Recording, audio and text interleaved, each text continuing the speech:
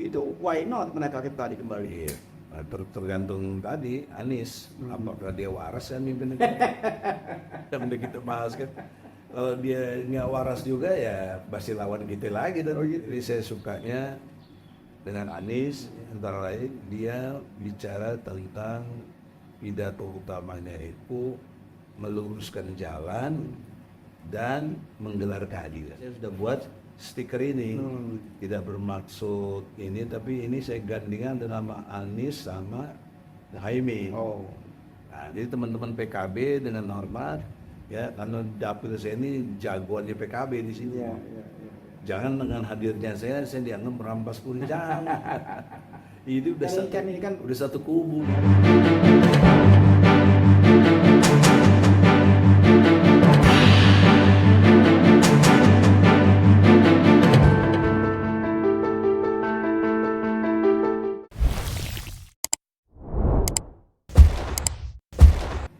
Bismillahirrahmanirrahim. Assalamualaikum warahmatullahi wabarakatuh. Waalaikumsalam warahmatullahi wabarakatuh. Prof, sehat Prof? Alhamdulillah sehat. Habib khas yang dimuliakan Allah. Masya Allah, barakallahu fikum. Amin amin. Ngomong-ngomong, kesempatan yang baik ini, Al-Fakir, Khas, sengaja silaturahmi sama antum. Ya, ya. Ya, ingin tahu lebih banyak tentang kondisi kekinian. Dengar-dengar antum katanya nyalek nih. Ya insya Allah nyalek. Nah, ini salah satu contoh stikernya. Silsil aja. Nama perempuan. Masya Allah. Dari Oh, ada sini. Jadi caleg DPR RI Dapil 3 Jawa Timur, Bondowoso, Situbondo, Banyuwangi, nomor 2. nomor 2. Insya Allah. Nah, ini salah satu bukti ya kepedulian seorang Profesor Dr. Iki Sujana terhadap negeri ini, ya. Iya betul. Kenapa? Beliau ini sudah segalanya ada. Rumah mewah, harta lebih cukup, Masya Allah. anak, cucu semua ada. 79. Pengalaman jam terbang sudah lebih dari cukup, ya. Jadi masih ingin berbakti kepada bangsa dan negara.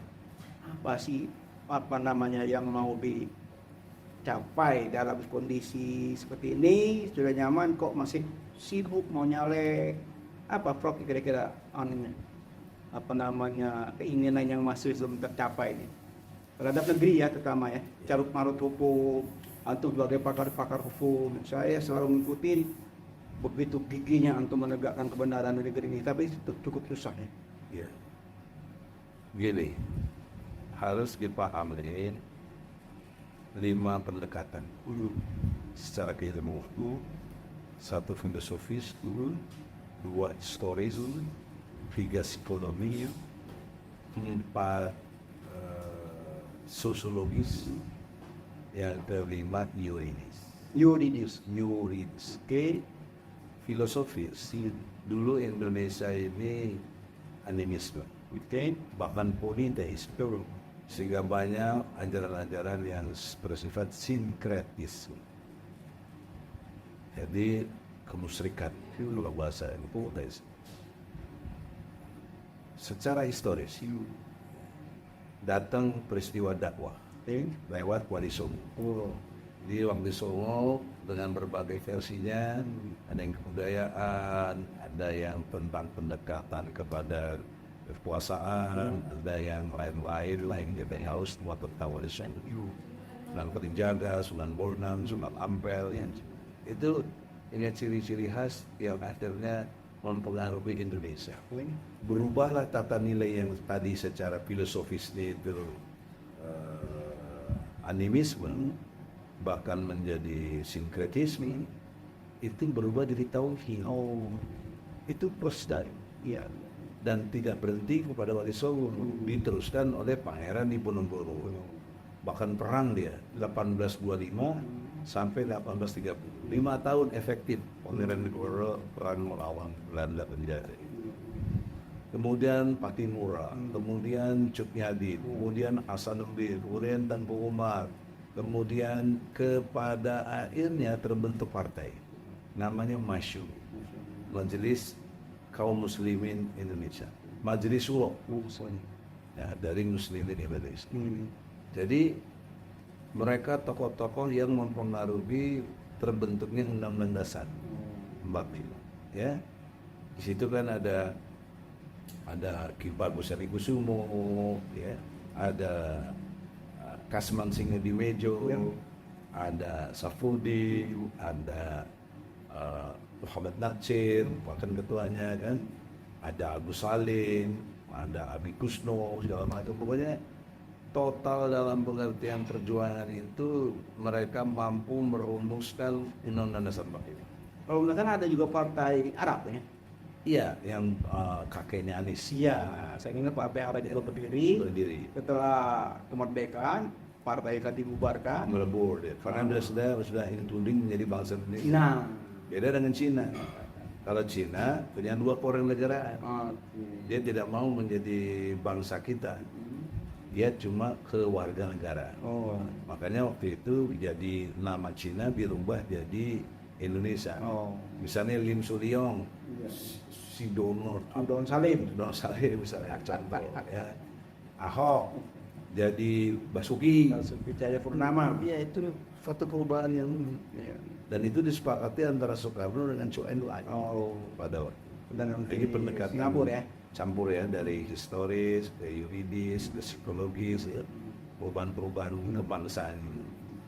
Nah, sampailah kepada pendekatan yuridis ya, bahwa Indonesia ini dengan Pancasila dan Undang-Undang Dasar 45 terjadi satu kesepakatan bangsa.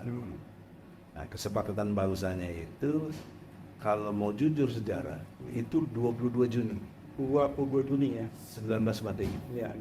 yang disebut dengan Piagam Jakarta. Piagam Jakarta. Betul, Jakarta Charter. Itu kesepakatan Indonesia karena Soekarno itu tanda tangan. Ya. Ada 9 tokoh pada tanda tangan yang mewakili konteks kepada perjanjian Jakarta itu. Ya. Nah, yang menarik adalah lahirnya Pancasila dipahami keliru oleh Presiden Jokowi. Sangat keliru ya. Karena dia meletakkan pada tanggal 1 Juni 1945. Sampai sekarang dinyatakan hari libur kelahiran Pancasila pas 1 Juni. Karena dia keluarkan Kepres tahun 2016 waktu. Jadi dalam bentuk Kepres yang keliru itu menyatakan hari lahir Pancasila itu 1 Juni 45. Padahal 1 Juni 45 rumusan Pancasila yang ada waktu itu bukannya sekarang. Karena yang waktu itu ketuhanan itu taruh nomor 5 ya. Betul. Jadi taruh nomor 5 itu menjadi bahkan ada tambahnya ketuhanan yang berkebudayaan. Konsepnya Soekarno ya. Itu Soekarno tuh. Nah, kan ditentang Ya. oleh Piagam Jakarta. Itu 1 Juni. Jadi para kiai dan tokoh-tokoh lainnya nggak setuju. Bikinlah sidang di Jakarta. Ya. Tanggal 22 Juni. Merubah susunan Pancasila menjadi ketuhanan dengan kewajiban menjalankan syariat Islam bagi pemeluk-pemeluknya. Nah, itu sejarah bangsa, nggak bisa dilupa, ini sejarah. Nah, dilalahnya 17 Agustus 45 tidak disebut Piagam Jakarta pada waktu kemerdekaan. Nah, diprotes oleh Ki Bagus. Jadi Ki Bagus Harikusumo waktu itu adalah Ketua Umum Muhammadiyah pertama, Ki Bagus. Dia protes, kemudian ada sidang di Jakarta. Sementara Haji Agus Salim, Wahid Hasim, ya, ayahanda Gus Dur sudah pada pulang. Nggak tahu. Yang ada tentu ada Ki Bagus. Nah, disitulah Ki Bagus bertanya tentang Piagam Jakarta. Kenapa nggak dijadikan sebagai dasar kalau merdeka untuk mengatur negara ini? Akhirnya Soekarno terima usul Ki Bagus asal mencoret 7 kata. Nah, itu sudah. Jadi 7 kata dari Piagam Jakarta dengan kewajiban menjalankan syariat Islam bagi atau bagi umatnya itu dicoret. Alhamdulillah lewat takdir Allah, hidayah Allah kepada Ki Bagus, dia munculkan ide ketuhanan yang Maha Esa. Jadi kata yang Maha Esa itu sumbangsi umat Islam lewat kibat. Ini sejarah di risalah perundang-undangan cerita ini ada, bukan gitu dan apa gimana kalau nggak kontroversial di Inggris ya. Nah, jadi kalau mau bener hari lahir Pancasila itu 18 Agustus 1945, bukan 1 Juni. Ya memang kalau kita mau lihat fakta sejarah ya, dua periode dari sini ini banyak sekali hal-hal yang berubah ya. Oh, sangat berubah, ngaco sekali. Apalagi sekarang kecenderungan PKI gaya baru gitu. Ya, konstitusi Itu mana-mana melanda ke negeri kita ini. Iya, konstitusi di belah sana, belah sini ya, semua. Maka pandangan-pandangan yang sangat punya dasar intelektual inilah saya terpanggil gitu betul. Lebih bangsa kita. Saya selama ini di luar aja. Politik salah, semua presiden saya lawan kecuali Habibie. Karena Habibie cenderung mau membawa misi-misi yang bermuatan Islam. Ada Itsmi ya, saya respect. Bahkan saya think tanknya lewat CDS, Center Informasi Development Studies. Saya mau setahun ya. Iya. Setahun lebih ya? 1,5 tahun. 1,5 tahun. Tapi tahu nggak? Setahun setelah Habibie presiden, dia mampu melahirkan 500 undang-undang. 500 Dasar bukan berkualitas dia dan mampu menyelesaikan Timor Tengah dengan elegan. Nah, kalau dia pakai kekuasaan, dia nggak tahu diri misalnya setelah laporan pertanggungjawabannya ditolak, dia tetap nyalonin presiden, itu pasti menang bos dia presiden. Ya, kenapa dia ditolak laporan? Ada, Anda ambil catatan. Apa antum? Saya mungkin dapat ilmu dari anda. Apa kira-kira? Jadi waktu itu laporan beliau ditolak itu gara-gara laporan tentang ekonomi. Kenapa Kalau ekonomi? nggak salah, jadi itu laporan tentang ekonomi itu ada yang merumuskan itu salah. Gitu. Nah itu dampaknya luar biasa. Saya tahu orang siapa, tapi saya nggak mau sebutkan sini. Jadi tahu persis gara-gara itu laporan yang tidak sesuai dengan fakta. Dari situlah Habibie. Yang kalau pikiran saya bisa lain ya, tapi ini kan data, bisa saja itu benar. Tapi sisi lain kaitannya juga bisa dengan referendum yang apa Timur. Masih Timur. Nah itu juga sama, itu juga salah satu kesalahan data yang nyampe ke Habibie. Data itu bahwa referendum itu setengahnya dipaksakan memiliki satu keyakinan bahwa pasti menang. Dan yang lebih parah lagi yang saya ingat karena gerakan Itsmi itu, jadi sepertinya Islam masuk ke ranah kenegaraan, itu juga jadi problem besar itu. Karena dulu kita assalamualaikum aja dan mungkin taat ya, dengan situasi yang kita tahu. Nah itu versi saya, versi yang teman ada lain lagi ekonomi. Tapi poin pentingnya adalah kualitas yang ditampilkan Habibie itu the best. Tidak berarti saya muji, dorong membeli jalan ada hubungannya apa sih? Apa the best ya? Saya teringat betul ketika Habibie melepaskan seni tahanan politik.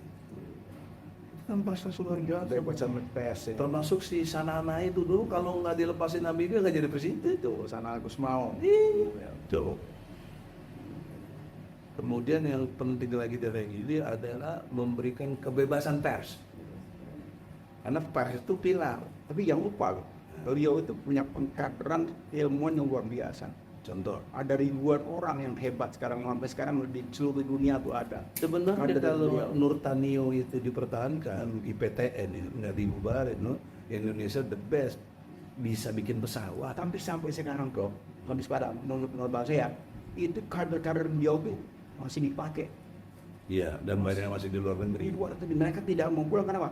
Karena mereka di sana dapat gaji lebih besar, dapat fasilitas lebih bagus, ilmunya juga dihargai. Nah ini nanti kita berharap, ya katakan di 2024 nanti rezim berubah, itu why not mereka tadi kembali. Iya. Nah, tergantung tadi Anies, apakah dia waras kan mimpin negara?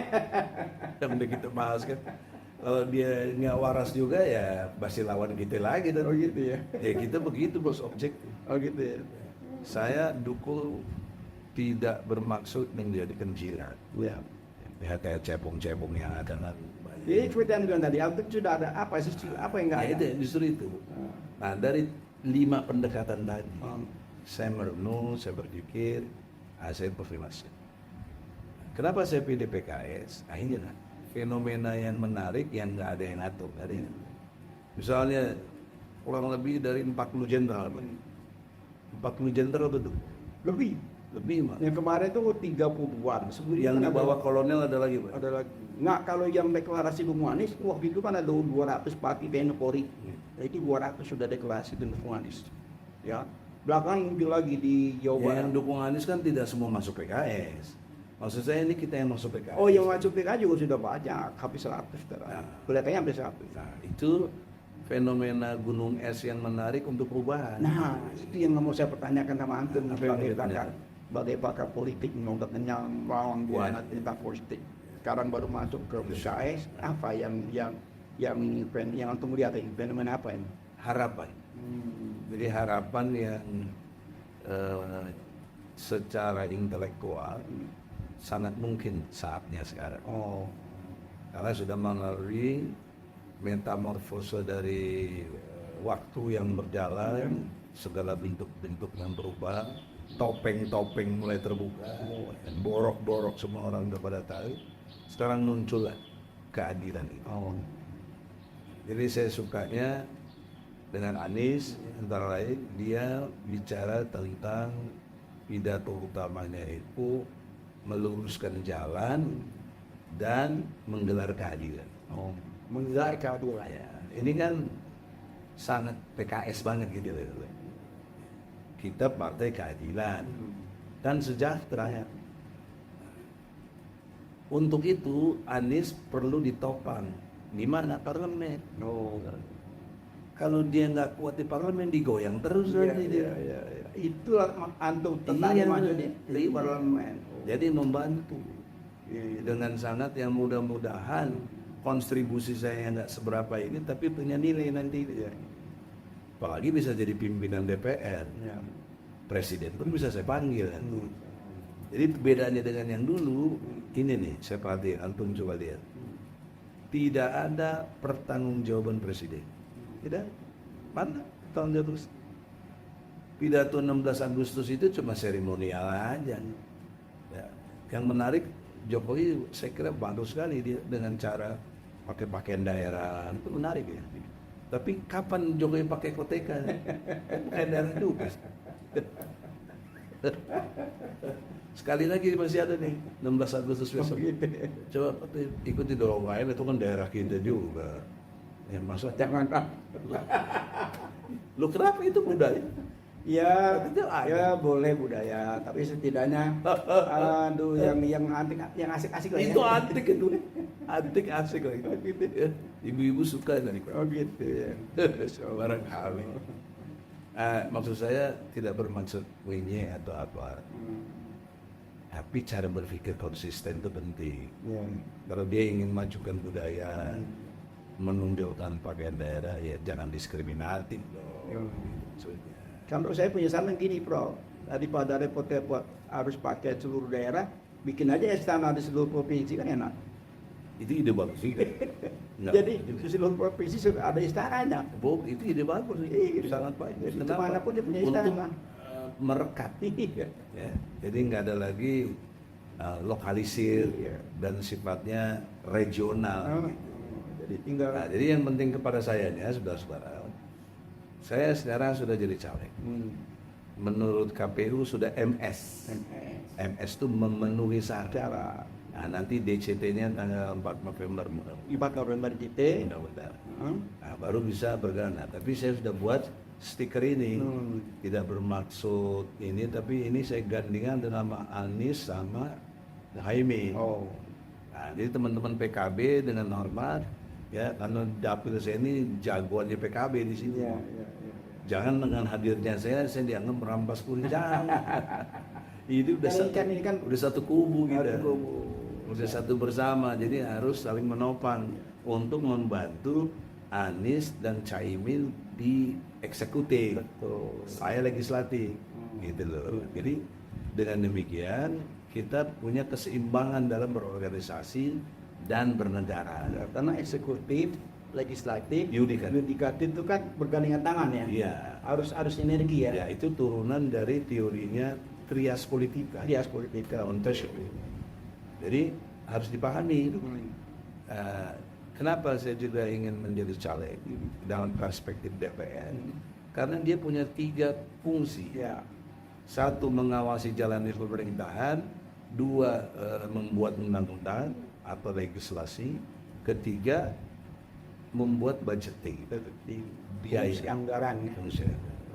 Nah, masalahnya kelirunya DPR sekarang, saya berani kritik, dia disfungsional.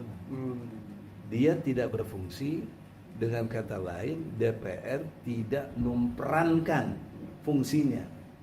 Makanya disebut disfungsional. Kan misalnya ketua DPR-nya kuat, dia harusnya panggil Jokowi, misalnya ijazah palsunya. Ya. Itu peran dari presiden untuk dijelaskan kepada parlemen. Jadi mestinya parlemen manggil. Ya itulah makanya. Itu makanya. Kalau dia nggak ngerti ya, nggak ngerti sejarah bangsa tadi yang saya 5 pendekatan ilmu tadi, apalagi anaknya Jokowi tidak ngurangi hormat ya, masih ingusan lah kalau istilah si Nababan itu kan. Ya mestinya belum layak lah jadi cawapres. Kalau boleh gitu, bukan kebencian. Tapi lagian ini Pak Bukan kebencian, Nggak. tapi ini satu Ini kan- kondisi objektif. Jangan jauh lupa nih lagi euforia tentang Gen Z ini Bang. Generasi muda. Dan generasi Z. Jadi Dan berarti A-nya dibuang. jadi saking euforia itu tidak berpikir lagi, seharusnya kan matang dulu kan. Iya, harusnya matang dulu itu. Oleh karena itu jangan dituduh kebencian dan apapun, kita untuk kemaslahatan Nggak apa-apa, bangsa. ini yang dicoba. Bukan kalau takdir misalnya mereka jadi, Prabowo relatif sudah menjelang tua kan, dan mungkin sakit-sakitan, mungkin terjadi apa-apa, kan yang jadi presiden sih Gibran. Jadi ini bagaimana kita dipimpin oleh orang yang tidak berkualitas menurut saya. Saya berani kritik, apa kualitasnya? Ya. Tapi masyarakat rakyat sudah melek. Rakyat kita sudah melek politik kok. Sudah banyak tahu semua siapa yang bagus, mana siapa tidak. Jadi saya yakin siapa punya kapabilitas mengkritis daripada masyarakat ini luar biasa. Jadi tidak Tapi tidak sisi semudah lain, tidak sisi semudah lain, itu dibayangkan. Habib Khas yang saya hormati. Di sisi lain, rakyat kita sudah cerdas, sudah baik, sedang lebih banyak yang miskin. Ya. Nah, dengan kemiskinan bisa disogok 200.000, mungkin sekarang 500.000. Bagaimana berubah meleot bos? Tapi itu tugas antum untuk sebagai calon Justru DPR. itulah kita turun. Nah, itu rubah. Turun kita pantun, maka konsep saya ribut di tempat. Ya. Jadi kalau ini C1 saya nih, ditoblos sebulan banyak oleh saya, tapi hitungan suaranya nggak ada, Iya. Ribut aja. Iya. Saya minta Nah, itu. saksi-saksi PKS bikin ribut di tempat, ribut di tempat, konsep RT. Saya yakin fenomena sekarang ini tidak bisa lagi seperti fenomena yang lalu ya. Ya, mudah. Bisa diakalin begini. Insya Allah ke depan ini saya begitu yakin karena masyarakat sudah kritis sekali. Ya, selama 2 periode kepemimpinan sekarang kan semua orang merasakan seperti apa kan. Tapi anomalinya 80 sampai 82% masih senang sama Jokowi. Ya itu kan karena survei. Itu bukan survei, Ya, tentu dibayar survei. Vote money ya. Iya.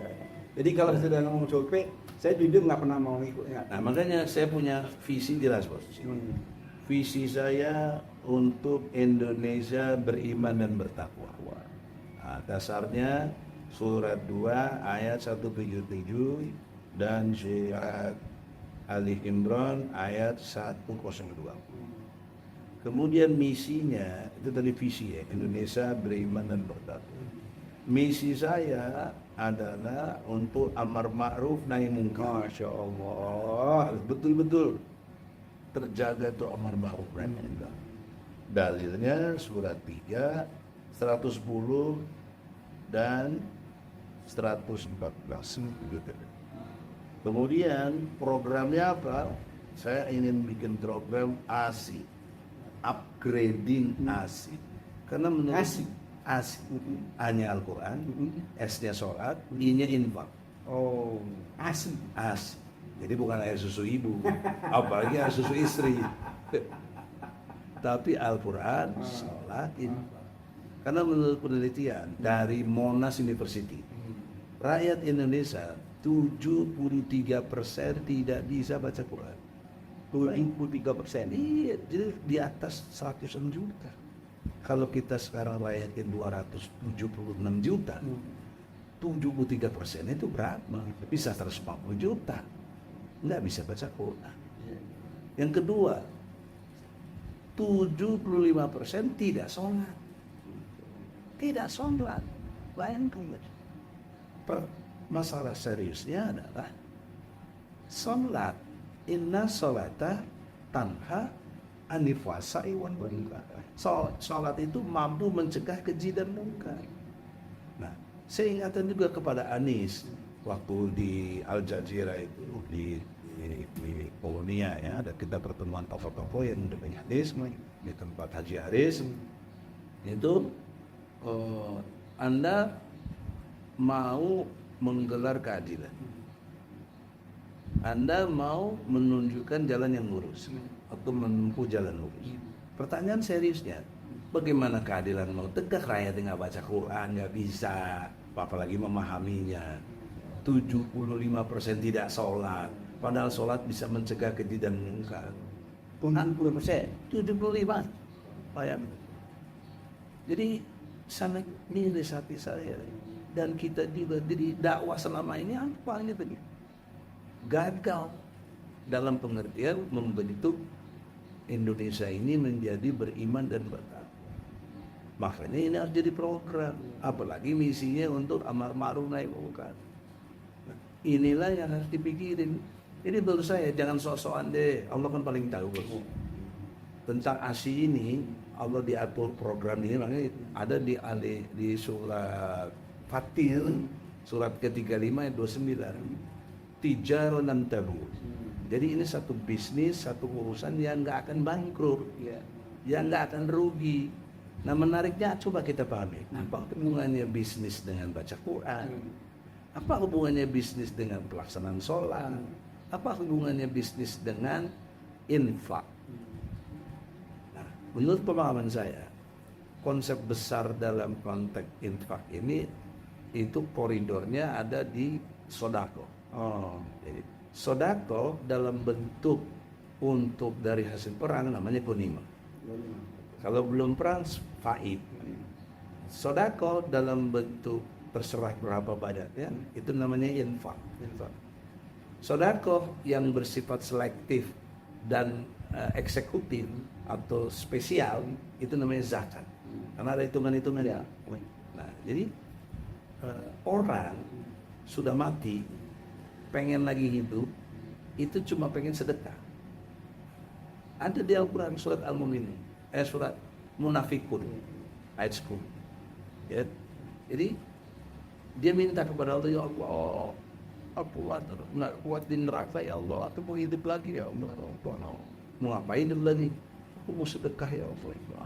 Itu Quran loh. Jadi setelah meninggal ya. Iya. Jadi yang masih hidup di ente masih hidup orang kaya, saya lihat ente kan orang kaya, banyak rumahnya, Amin, amin. ada di Pondok Cabe, ada di Es Parman, ada di Banyuwangi, masya Allah. Mau dikasih markasnya lagi. Alhamdulillah. Ini saya di Banyuwangi nih, pakai dong markasnya. Insya Allah. Barakallahu Kasih tahu anak punya, Orang ini yang untuk fisabilillah bos, Insya Allah. bukan buat main-main bos. Karena Banyuwangi itu pintu gerbang masuk ke Bali bos, kalau lewat darat. Nah itu belum ada saya lihat rest area Muslim, yang bagus. Ya, Banyak malah. Betul banyak. Tidak terekspos saja. Ya banyak, tapi tidak ada misi kepada untuk Nanti ASI ini. bukan satu penahan nanti. Ya, itu makanya kita bangun Iya. konsep Bukan satu terpadu. penahan, sana udah banyak Ada tinggal rumah dibenahin sakit, lagi. ada kampus, ada masjid, ada dormitory. Nah, saya punya gagasan di setiap provinsi nanti kalau takdirnya saya anggarkan, kan saya punya hak untuk menganggarkan DPR. Itu istana yatim. Kalau istilah antum itu bikin aja istilah di tiap provinsi ya cocok. Betul. Kita bikin istana yatim. Yatim ya. Nah istana yatim itu bisa menjadi istananya presiden. Karena presiden kan memimpin seluruh rakyat Indonesia. Yang selama ini anak yatim tidak diperhatikan. Apa bukti saya? Pasal 34. Pasal 34 UUD 45 mengatakan fakir miskin anak terlantar dipelihara oleh negara. Pertanyaannya, ada rumah yatim nasional? Ya. Enggak ada rumah Ada di yatim. pasal doang. Hah? Ada di pasal saja. Ada di pasal saja. Ya. Jadi kemiskinan dipelihara, maksudnya dipelihara miskin terus. Kacau jadi negara kita. Itulah perlunya saja. Itu programnya. Masih jaga sholat. Jadi mestinya jangan belagu, kita ini pemimpin, karena udah 7 kali loh ganti presiden. 7 kali ganti presiden. 78 tahun sudah merdeka. Tapi hingga hari ini keadilan dan kesejahteraan yang kita bikin sebagai partai ini enggak ada. Tapi walaupun 78 tahun, jadi kan baru berapa? Itu belum doktrin baru berapa? Itu ke 78 tahun mau udah tua, Bu. Bukan maksudnya 78 tahun merdeka, tapi presidennya nggak boleh sampai 10. 7. Ya baru kan? Ya itu dia cukup dong. Masa mestinya 1 aja cukup. Nggak seharusnya kan. Apalagi kalau saya banyak. dengar pidatonya Mahfud pengen Indonesia emas tahun berapa itu 2045. Budi.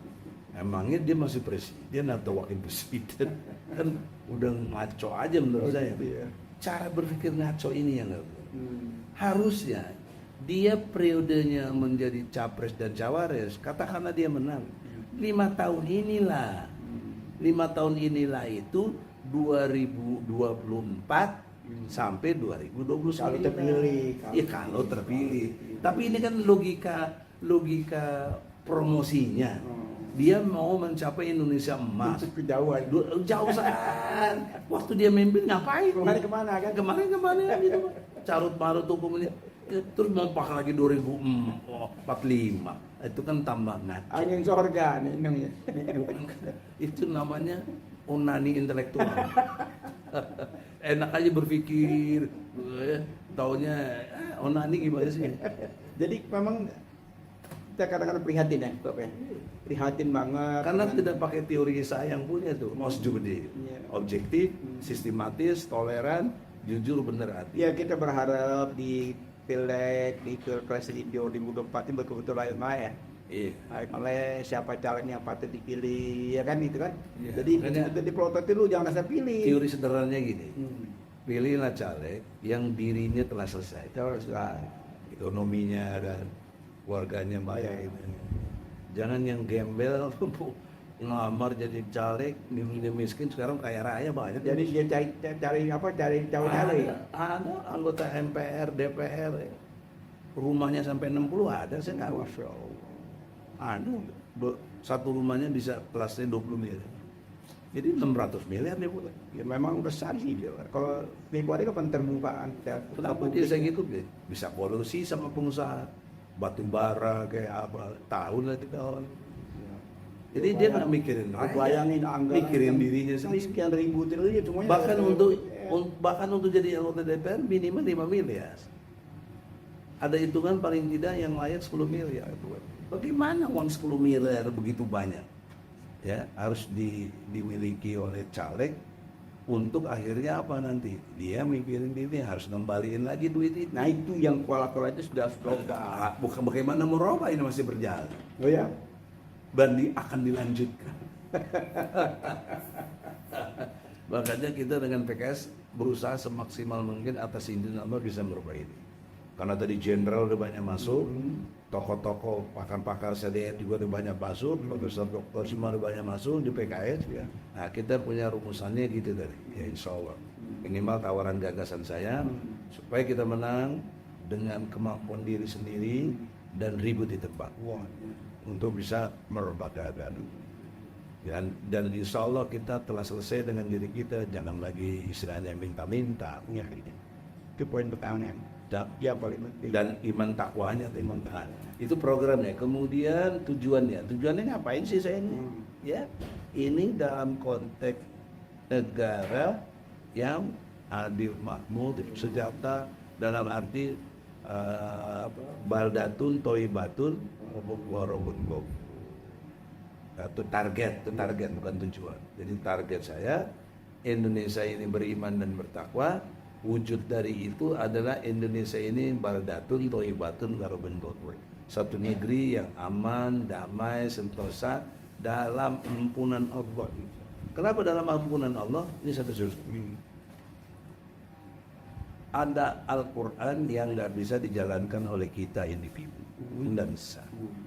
Nggak bisa dijalankan oleh ketua RT, BKN, polisi, jaksa, nggak bisa.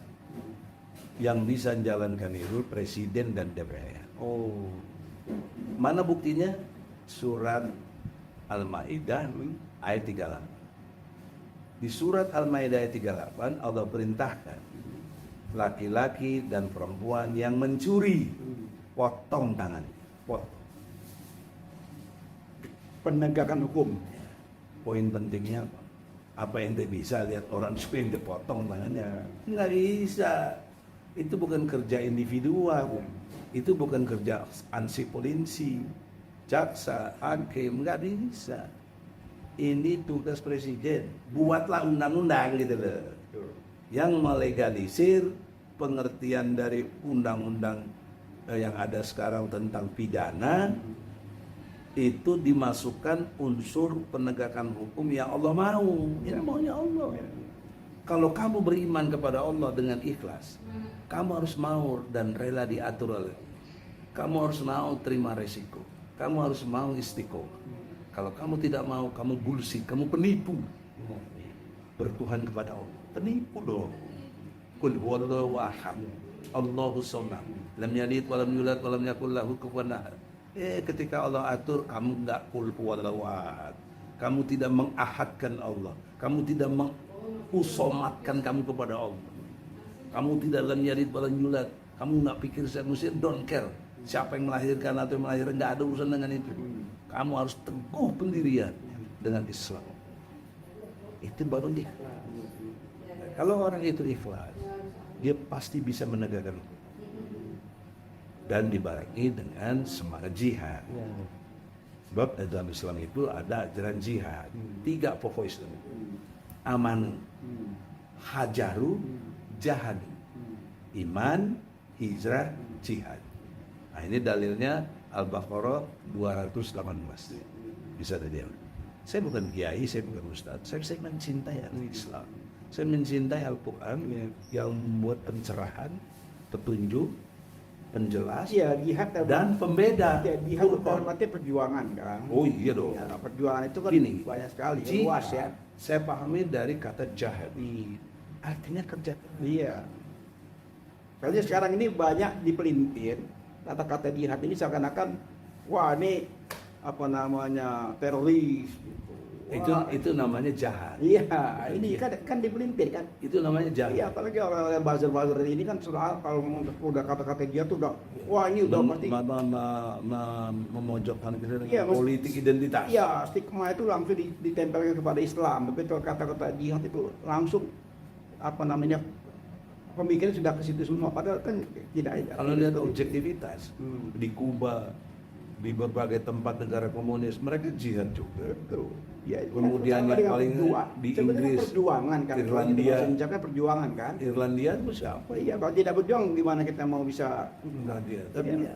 inilah namanya jahat, bukan jihad.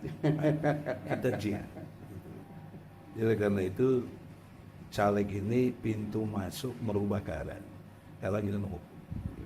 Karena presiden nggak bisa sendirian, presiden harus dengan DPR. ya. DPR nggak bisa sendirian, mesti dengan presiden. Itu konstruk undang-undang kita. Ya. Pasal 5 ayat 1. Junto pasal 20, pasal 21. UUD 45. Ya.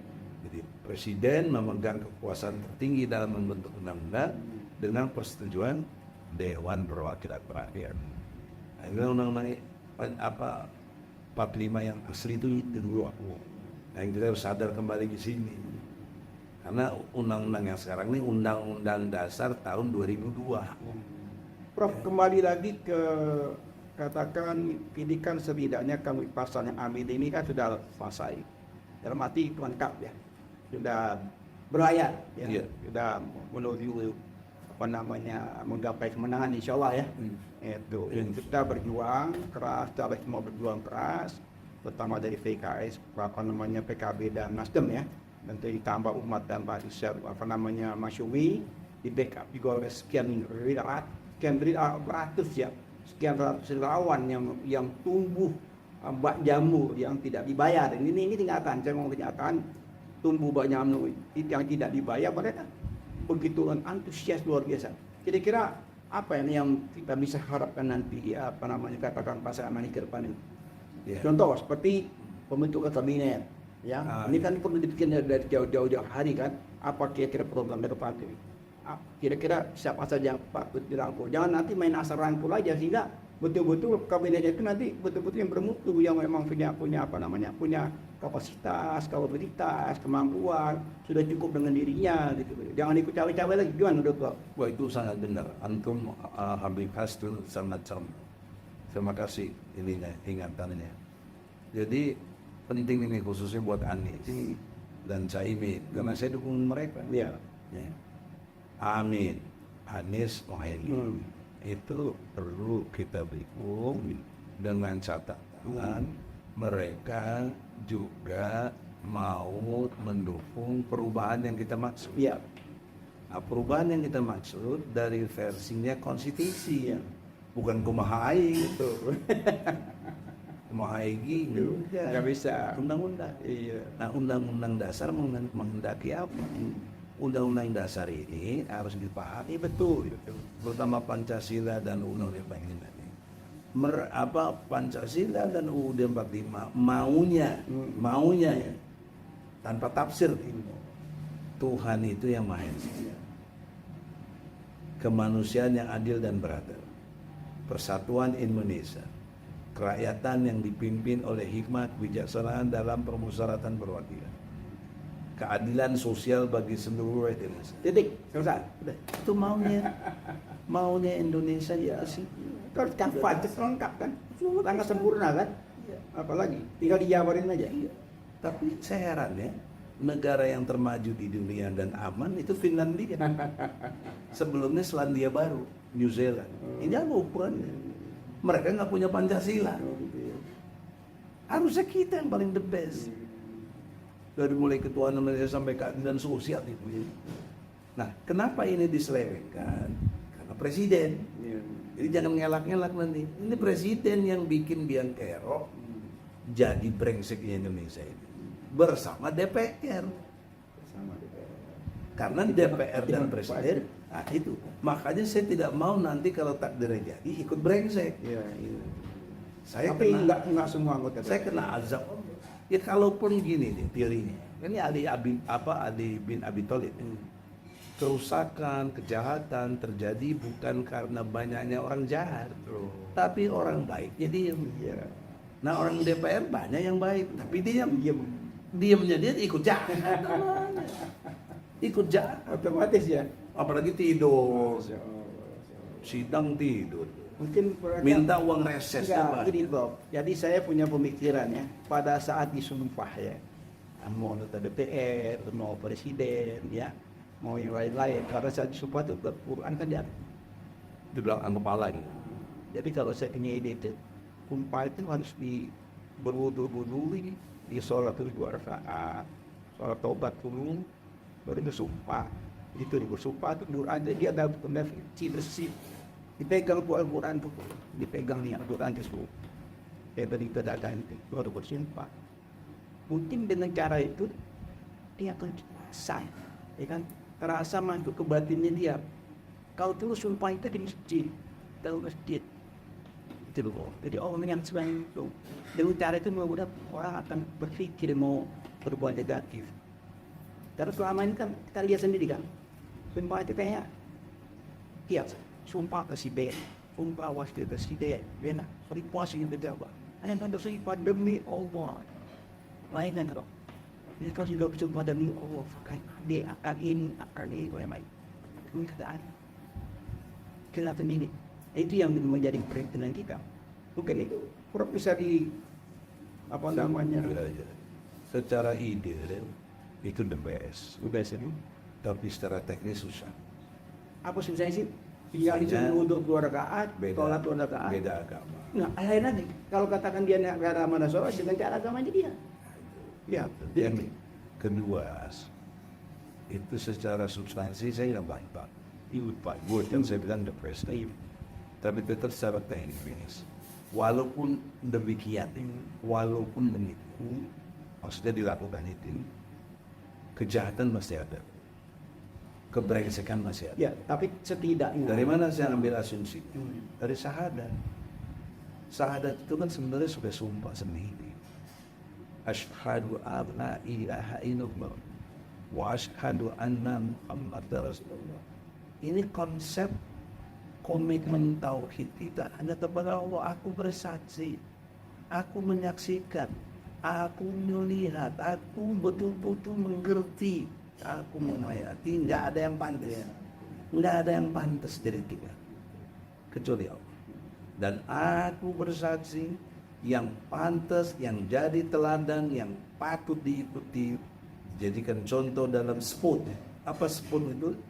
S-nya sifat, P-nya pikiran, U-nya ucapan, T-nya tindakan. Spot dari Nabi Muhammad. Itu Muhammad terus. Banyak juga yang berengsek.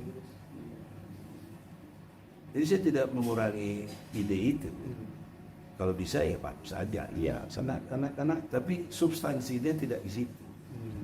Substansinya harusnya di tadi program ASI itu tuh. ya, Baca Al-Quran, jaga sholatnya, bayar infak, tijarah lam tabur. Ini negeri kita pasti tidak bangkrut. Saya bertaruh secara intelektual. Saya doktor bidang pengelolaan sumber daya alam dan lingkungan. Saya lulusan IPB tahun 2004. Ini saya lebih senior dari SBY. Duluan saya doktornya. Boleh. Saya mau kuliahnya kapan nih nggak pernah lihat. Itu soal lalu. jadi nanti saya kepengen Jadi gali maksud saya tidak sok-sok intelektual atau sok-sok bukan. Saya jelasin ini, saya punya kapasitas ya, ya, keilmiahan dalam menjelaskan masalah. Contoh dalam pengelolaan sumber daya alam, ya. satu saja emas. Emas sejak tahun 1962 dikuasai oleh Freeport. Kita cuma dapat 1%. Terus berangsur-angsur sampai hari ini kurang lebih 9%. Tapi ditipu oleh satu divestasi namanya 51%. Katanya. Itu saya berani katakan penipuan. Iya. Karena masih unbinding secara ilmu hukum. Kenapa unbinding? Masih 2 hal penting. 1 pengawasan, 2 pengelolaan.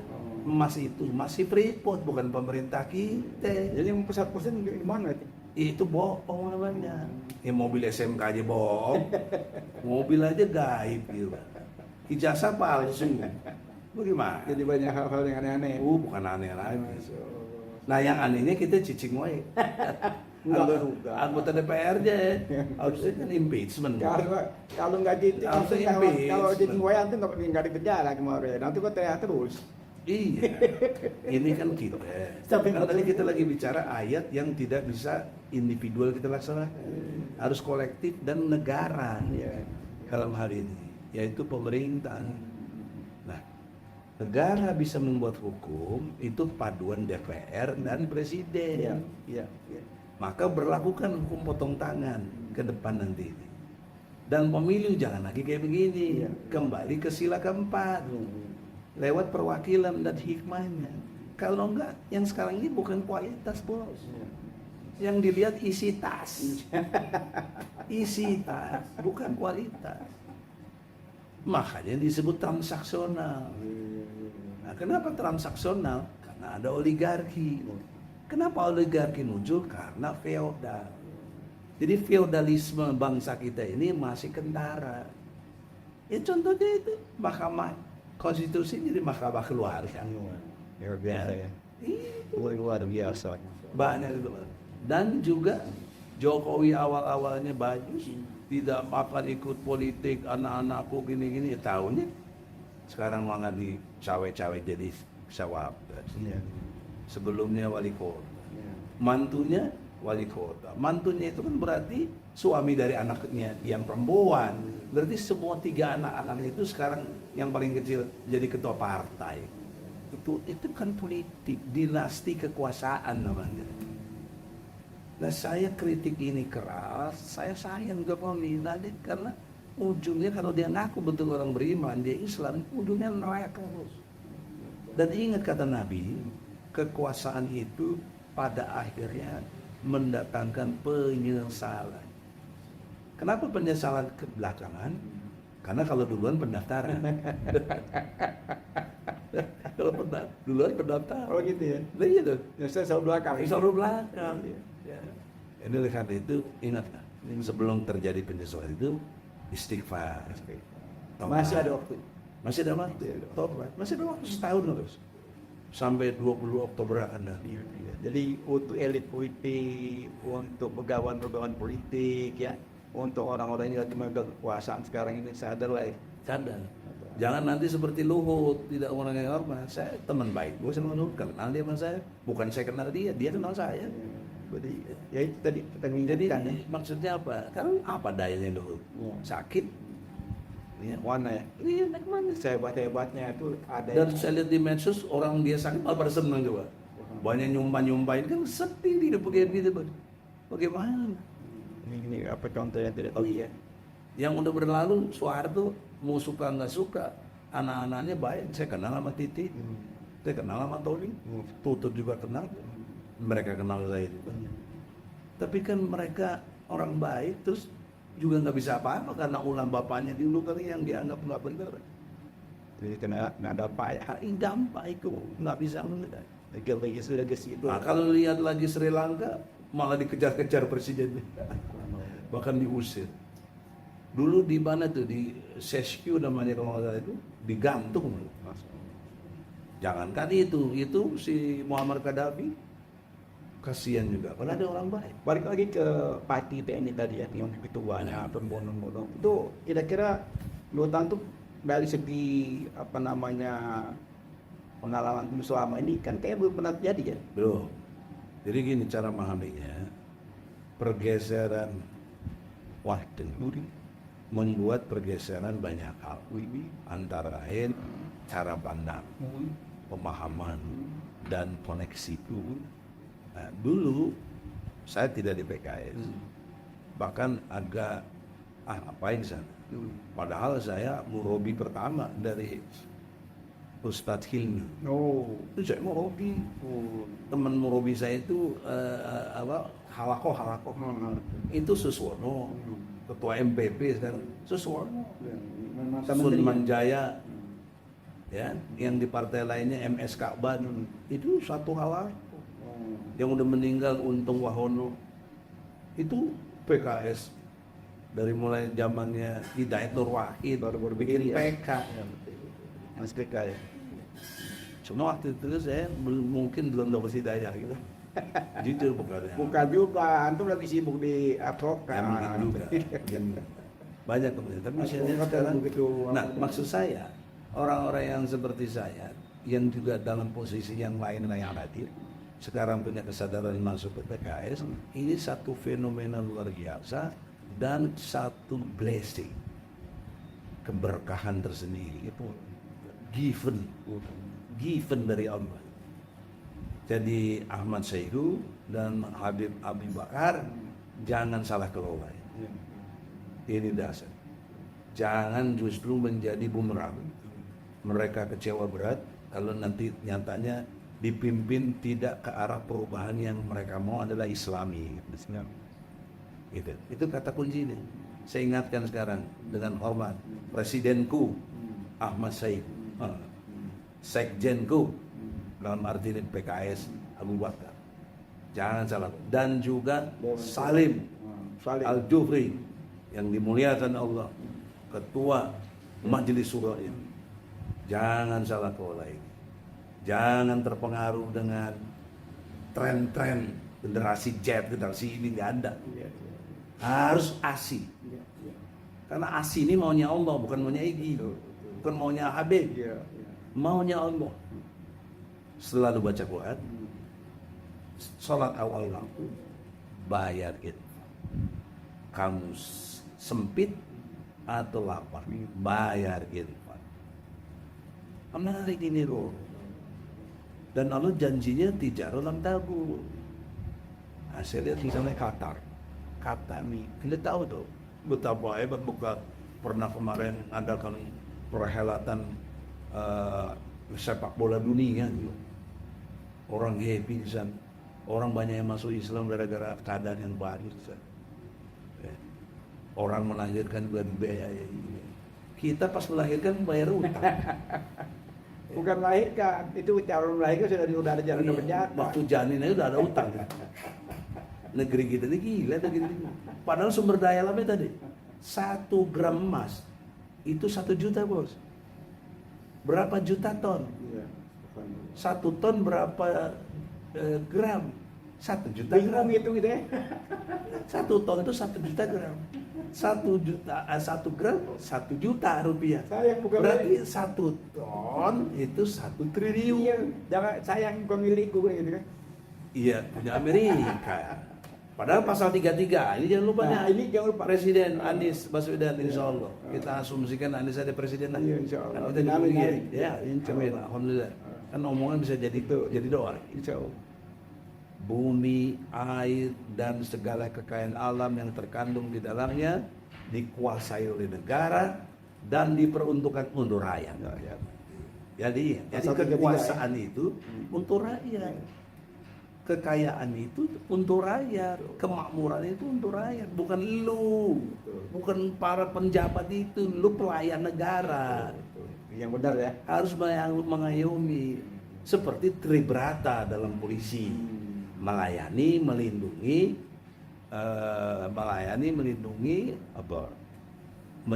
menyayangi atau apa Tribrata itu, ya. Menyayangi, melindungi, melayani. Atau lagi seluruh fatwa. Ya intinya untuk rakyat lah ya. Untuk rakyat, Untuk rakyat. Gunakan untuk rakyat ya, kepentingan rakyat ya. untuk rakyat. Nggak bisa. Semuanya untuk rakyat ya. Dan Sabta Marga pun sila ketiganya, ya marga ketiganya berani, jujur, benar, adil dan bertakwa kepada Tuhan yang Maha Esa sebagai kesatria, menjunjung tinggi kejujuran keadilan, ya, dan bertakwa kepada Tuhan yang Maha Esa. Pakai indahnya ya. Poin sorry, TNI Polri itu. Ya. TNI Polri itu pagar bangsa. Jangan dicuekin. Makanya kembalilah kita ke sila keempat. Kerakyatan yang dipimpin oleh hikmah. Nah, ini saya punya gagasan ini. Kita harus punya 5 majelis. Majelis ketuhanan yang Maha Esa. Oke. Majelis keadilan sosial bagi seluruh Indonesia, Majelis Persatuan Indonesia, Majelis Kerakyatan yang dipimpin oleh hikmah kebijaksanaan dalam permusyawaratan perwakilan, Majelis Keadilan Sosial bagi seluruh Indonesia. Nah, 5 majelis ini nggak usah dipilih, nggak usah ikut pemilihan. Dia nanti fungsinya di MPR. Dari mana didapatnya? Majelis Ketuhanan Maha Esa rekomendasi MUI, rekomendasi PGI, rekomendasi Budi, Buddha dan Hindu, Ya, semua dan agama ya. semua agama. Oke, yang Ya, disahkan. tokoh-tokohnya, Oke. perwakilannya Oke. ada di majelis ini. Terus Oke. Kemudian yang kemanusiaan yang adil dan beradab ini para intelektual, oke. para rektor, para orang-orang yang concern di dalam dunia hak asasi manusia, sehingga dia mampu merumuskan keadilan Ya. sosial, kemanusiaan yang adil dan beradab. Oke. Nah, Persatuan Indonesia inilah tempatnya TNI Polri. Oh. Dia pagar bangsa. Nggak usah yang lain. Tapi yang muncul-muncul tuh ya. Iya dong, pimpinan-pimpinannya yang Muncul, kan? dan yang ada kualifikasinya, Iya. yang bisa dipercaya. Jenderal kalau blow on ya mau taat. Nah, yang keempat tadi Nah, bertiga. yang keempat, kerakyatan yang dipimpin oleh hikmah kebijaksanaan dalam permusyawaratan. Ini isinya adalah orang-orang yang sudah bijak dan pernah memimpin. Siapa? Para sultan. Oh. Yang hari ini masih ada Jogja, Oh. masih ada Aceh, masih ada di Sultan Delhi, bahkan Kesultanan Madura juga ada. Ini orang-orang ini dipilih dan memang sudah selesai dengan dirinya, karena bakal jadi raja. Jadi, dia ada di sini, dia ada yang banyak hikmah, dia ada yang banyak pengetahuan. Yang kelima, disinilah ente layanan non profesional bisa disiplin, karena yang mewujudkan keadilan sosial bagi seluruh. Jadi keadilan sosial itu perlu fungsi-fungsi yang the best. ya. Antum the best di bidang Habib dan lain sebagainya, masuk jadi siapa lagi? Habib Rizik masuk, semua masuk. Terserah yang jago-jago dari agama lain juga boleh masuk, asal punya kualifikasinya profesional.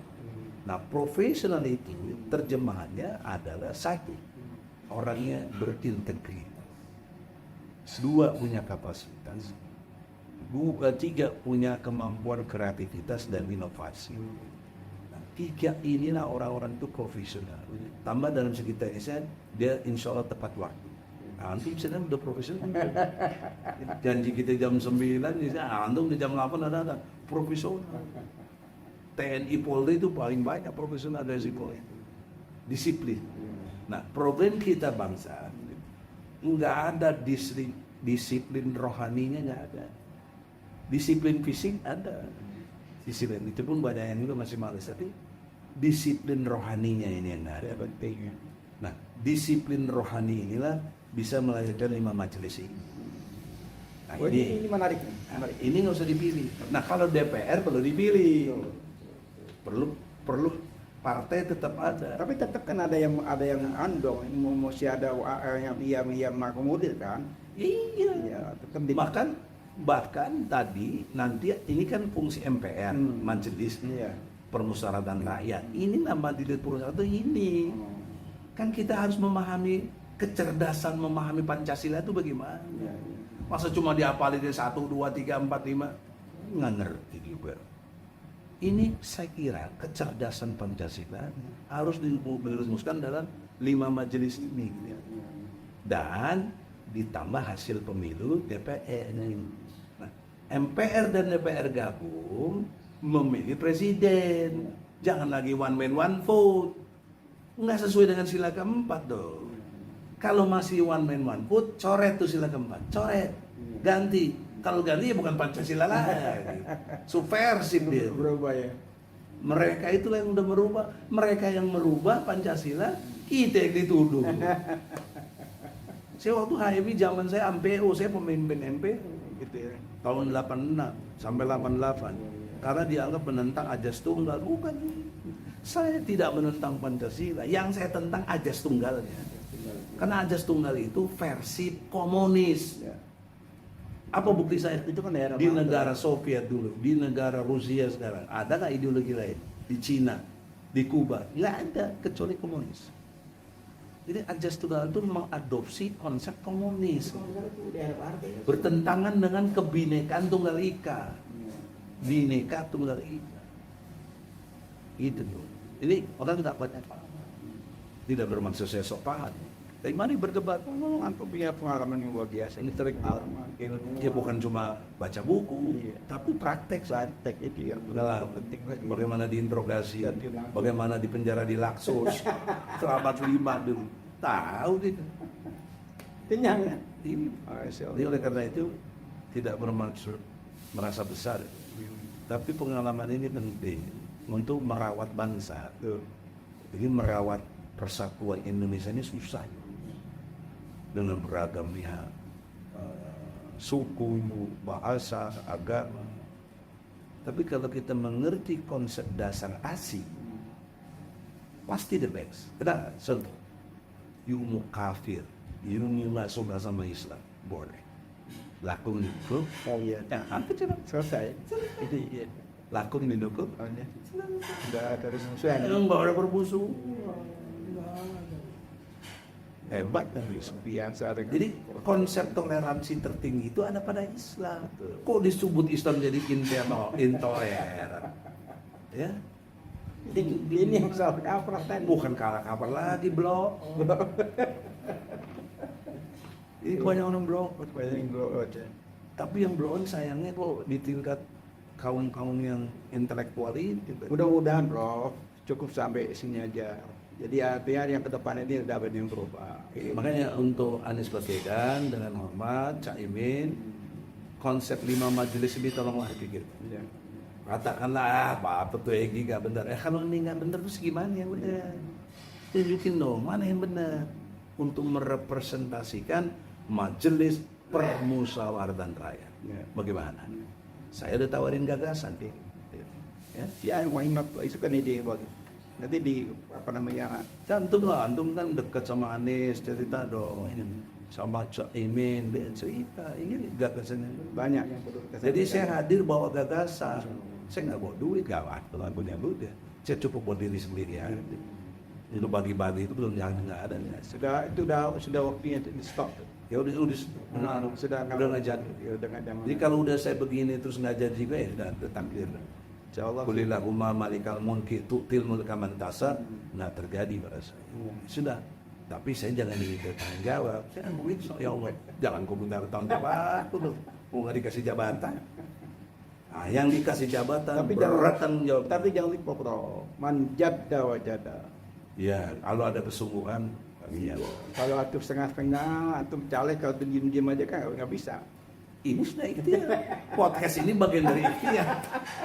Untung antum bantuin. Kalau nggak ada antum susah sih mau ngomong sama siapa? Jadi kan gimana pun juga antum terkenal, tapi nggak tahu, baru tahu sekarang bahwa antum di caleg di PKS. Aneh kan juga baru tahu sekarang. PKS nomor 2 Dapil Jatim 3 Bondowoso Situbondo Banyuwangi. Iya kan. BSB. Iya, kalau nggak diinformasikan nggak tahu.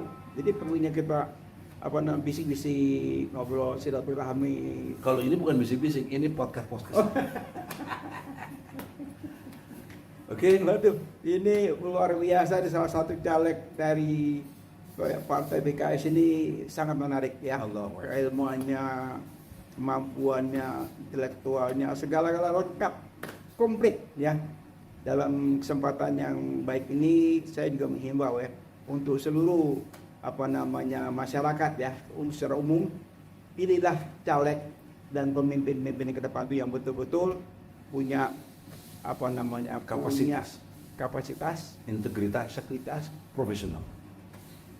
Insya Allah dengan 3 ini kita mendapatkan suatu pemimpin yang bagus, bukan karena dibayar tapi karena Allah ya. Iya. Tetap karena Allah. Nah disitulah nanti keberkahan akan turun ya. Keberkahan pasti itu. Berkah itu akan turun apabila ada satu pikiran ya, tidak dibeli, tidak dengan uang, tapi dengan ilmuannya disampaikan kepada masyarakat bahwa itu kita punya gagasan nanti apabila tapi ini akan lakukan. Jangan boleh nanti saya akan lagi nanti insya Allah. Jangankan saya, waktu kemarin keluar dari KPU, Anies berjanji, berjanji ya, akan bukan sekedar berjanji, bertekad Iya. menggelar keadilan, menggelar kemakmuran, menggelar kesejahteraan, gitu. Dan berlaku waras Itu dalam berbangsa dan bernegara, Masya Allah. atau mewarasi ya, bukan mewarisi, mewarasi pemimpin negara itu jadi waras. Itu statement yang luar biasa. Saya sebagai DPR-nya amat sangat setuju. Nanti kalau dia nggak benar saya panggil. Dia yang berjanji gitu. Lu janji apa Ya, kita dulu? ikuti sih, kita harus kita ikuti. Karena kalau soal janji, Jokowi hebat janji. Ada 66 janji udah saya jatuh. Tapi saya adili. Seperti jatuh juga. Masa adili, saya daftarin ke pengadilan. Besok nih jangan lupa tanggal 23 sidang jasa palsu. Ya, jadi kalau ngobrol soal properti kayak udah sekian jam masih nggak cukup deh. Udah mau habis tuh ada lagi. Antum juga yang mancing-mancing. Nah itulah hikmahnya Masya Allah. bahwa kedalaman ilmu Allah itu dahsyat. Semakin dikupas, semakin waduh tidak tuntas-tuntas. Alhamdulillahirabbil alamin. Allahu Akbar. Jadi satu proses pembelajaran ya buat kita dan buat netizen, buat masyarakat umum. Dan jangan lupa peace. Peace channel. Has channel. Jadi kata Jangan lupa damai ini, subscribe, komentar, Like. like, and share. share. Baiklah, bisik-bisik kenegaraan dan keagamaan ya seorang caleg muslim ya, yaitu Profesor Dr. Egy Sujana SH MSc yang begitu luas. Nah, kalau sekian banyak nanti terpilih orang-orang seperti ini, insya Allah DPR yang akan datang itu mempunyai kualitas yang luar biasa. Ya, kita sukseskan Pilpres dan Pileg ini dengan apa namanya dihadapi dengan yang gembira ya, jangan ada lagi Dan jangan lupa dimulai dengan bismillah. Bismillahirrahmanirrahim. Bismillah. Itu teori Nabi Sulaiman. Ada di surat An-Naml ayat 30. Mulailah dengan bismillahirrahmanirrahim. Rob, ini saya beritahu sih doanya dulu. Mau kita Oh, antum yang doa. Antum Habib. Habib itu punya keturunan. Makbul doanya. Saya aminkan aja. Bismillahirrahmanirrahim. Allahumma antas salam wa minkas salam wa ilaika ya'udus salam wa alayna rabbana bis salam wa jannata darus salam. Ya Allah, selamatkanlah bangsa ini dari perpecahan, dari kegaduhan para elit politik. Semoga Pilpres dan Pileg ini berjalan sesuai dengan rencana-Mu ya Allah. Kabulkan semua hajat kami. Rabbana taqabbal minna innaka antas samiul alim wa tub alaina innaka tawwabur rahim. Subhana rabbika izzati amma yasifun wa salamun alal mursalin walhamdulillahi rabbil alamin. Kita tutup dengan wabillahi taufiq wal hidayah. Wassalamualaikum warahmatullahi wabarakatuh. Profik Kristiana, mudah-mudahan Allah kabulkan semua niat-niat baik antum. Allah panjangkan umur, Allah berikan kesehatan semuanya sampai ke jam aja itu. Ayo. Oh, barakallah.